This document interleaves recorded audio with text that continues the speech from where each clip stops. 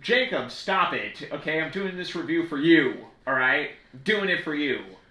Hi, ladies and gentlemen. This is JTJ Reviews. I am Tyler, and I have the distinct pleasure of reviewing the film "The Pleasure of Being Robbed." You locked me in my laundry room. Shut the up, Jacob. You told me you wanted this. Let me do it.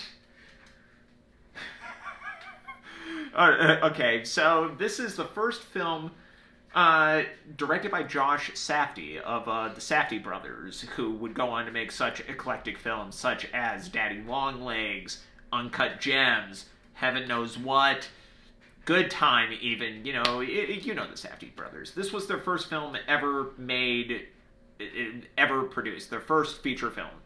And the story behind it is kind of interesting. They used to run this site called Red Bucket Films, and basically that was where they would go and show their short films. You know, they would put their short films up on there. And basically YouTuber Casey Neistat, yeah, that's right, we're going old school, Casey Neistat saw these videos, these shorts that they were putting up on their website, and he was like, hey, you know what, these guys got a good vision, maybe I should produce that, maybe I should see what they got and maybe, put some money, help get financing for them.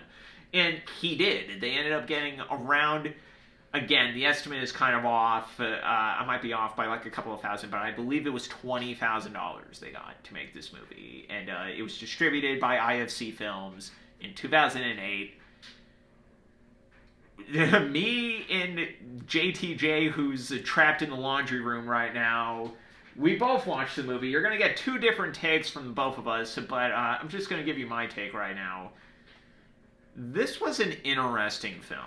I can definitely say that right off the bat. It definitely feels like a first film. It's very much like... So basically the story, if you can even call it that, it's this girl played by Eleanor Hendricks, who also co-wrote the film with Josh Safdie. She plays this woman who kind of goes around and she's just stealing stuff. Like, she's a kleptomaniac.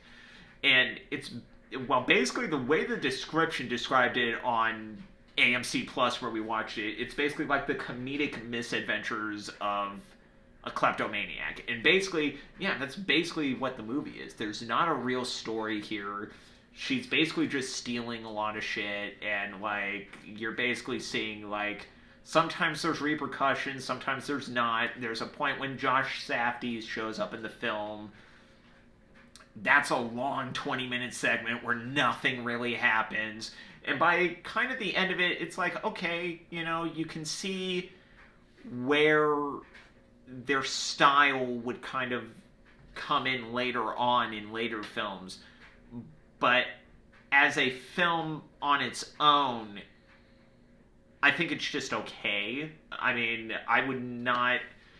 Again, it's 72 minutes long, so it's like, it's not even that long of a movie at all, but, like, if I had to recommend this to anybody, it's probably just Safdie completionists, like, people who want to watch all the Safdie's films, or, somebody who's just really interested in watching, like, a sort of low-budget, like, sort of like buddy movie, kind of, or sort of like, like, I'm trying to think of the right term. It's kind of like, it's kind of like a very low budget, like,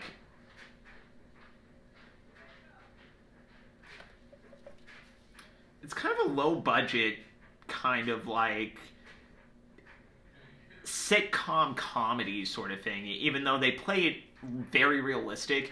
Like, if you were to see something like this on, like, Seinfeld or something, you would probably get that sense from it. It is a very episodic film. It is very, like, we're going from one place to another. There's a point where she goes and plays table tennis, and she gets chastised for sucking at table tennis, and that leads to a kind of funny scene. And then, she runs off elsewhere, and there's another scene where, like, she steals a bag, and, oh no, the bag has animals in it, like dogs and cats and stuff. What is she gonna do? It's not a very exciting film. Like, if you're going into this thinking you're getting uncut gems or like Good Time or something, yeah, check that shit at the door. I mean, this is very much like a 2008 low budget kind of comedy. I don't know, it's kind of all over the place. Polar bears show up at some point. Like, I don't want to ruin the context, but like a polar bear shows up and you're just kind of like, what the watching? But by the end of it, it's interesting, and I could recommend it to somebody who's adventurous. I think, I don't know, maybe I'm going to have more respect for this film than JTJ is gonna have when he finally comes in here, when he's finally able to break out. But I could see myself giving this probably a solid 6. No, you know what? Let's do a 6.4. I liked the movie, but it's not going to. It's not going to excite you like other Safdie movies are. This is a different movie. This is definitely like a debut feature. This is definitely them figuring out what it is their style is before going on to make stuff like Daddy Longlegs or something. You know, like, that would be a great double feature, by the way. The Pleasure of Being Robbed and Daddy Longlegs. I'd watch those both together. They're both great films. They're both on AMC+. I highly recommend doing like a double feature of the both of them to see like where the differences coincide and, you know, how one does things better than the other or where the differences lie. But yeah, for The Pleasure of Being Robbed, I'm going to give it a solid 6.4 out of 10. I like the movie. It's not great, but yeah, it's interesting. You can currently watch it on AMC Plus, and I believe you can rent it on Apple TV. But yeah, that's it for my take. All right. Hi, buddy. You had me locked in there for quite a while. Yeah.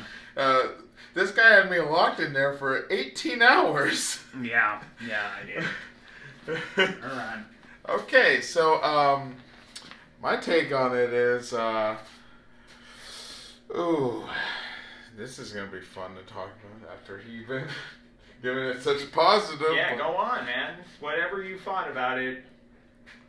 But so I go into this film thinking, hey, there's gonna be some kind of tragedy at the end, like something bad is gonna happen to either this chick or her friend or something, and I'm just thinking to myself, oh boy, it's a Safdie Brothers film. I keep forgetting that, and then I'm like relieved that there is no shocking twist, but at the same time I'm like, really? No, you're not gonna put a. I mean, the biggest shock in the entire movie had to been, well, I'm not gonna spoil nothing. Yeah, don't spoil the movie. No, not spoiling nothing. No, but it was less of a shock. But I'm sitting through this film. I like how they filmed it. I like how they did the camera.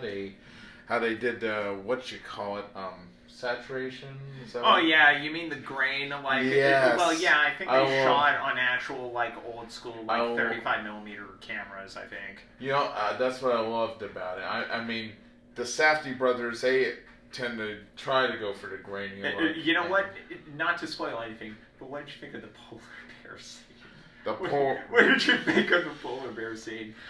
Yeah, it gets weird near the end, but we won't spoil it. But a polar bear does show up at a point. Yeah, not gonna spoil nothing, but. But what did you think overall of just that sequence altogether? It came from like a totally different movie, didn't it? It felt like a really, really cheesy student film at that point. Yeah. Like, it felt like something you watch while you're in college another student made it, but it was such a piece of horrendous shit that you can get away with saying it's a piece of horrendous shit. Wow. But these guys were not in college. Wow. While making it, so. Wow.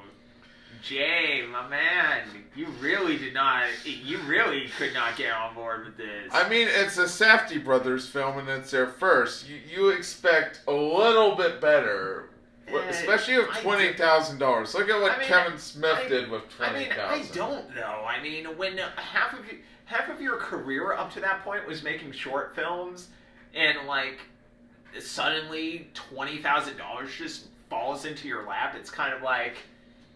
I know if somebody gave me $20,000 and said, "Hey, go shoot a movie," I'd probably write a script.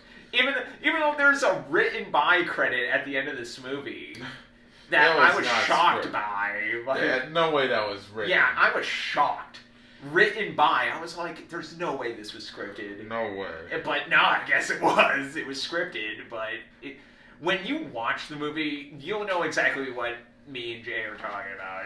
I am like, how the fuck is this film scripted? But anyways, what's your score? What are you gonna give? My score, I'm gonna be a little generous, like Tyler here. Yeah. I mean, I'm gonna give it a 5.5. That's not bad. That's as generous as I can Yeah, get you know with what? this That's not bad. That's not. But bad. honest at the same time. But like, yeah. I'm not gonna lie. This movie really disappointed me in some ways. But yeah. I mean, you go in and it's like, you've seen all these other films, but I feel like if you can go into this leaving those other films at the gate and just willing to watch something that somebody kind of strike out their first time, I think some people could enjoy this. I mean, again, it all depends on the type of mood that you're in. Like, I feel like if you got stoned with your friends on, like, a Friday night and you were like, I kind of want to watch something kind of like Dazed and Confused, but slower, you'd put this on. Like, I mean, it makes for a good background thing, if anything. Yeah, again. I mean, something you can definitely watch if you're in, like, a silent mood. I mean, you don't even need the dialogue for this film to know what's going on, really. Yeah, some of the dialogue is kind of weird, too. But, I mean, we're pretty much finishing up here. I mean, I kind of like the movie, and he kind of liked the movie, but we're both kind of mixed on it. We're both kind of like, it was good, but you don't need to wait. Like, you don't have to spend time tracking this down. Like, if you see it on a streaming service or something, watch it, maybe, but, like, yeah, it's not something you gotta run out and watch. Oh, by the way, Tyler, thanks again for locking me in there for 18 hours. But anyway, as always, till my next review, hang tight.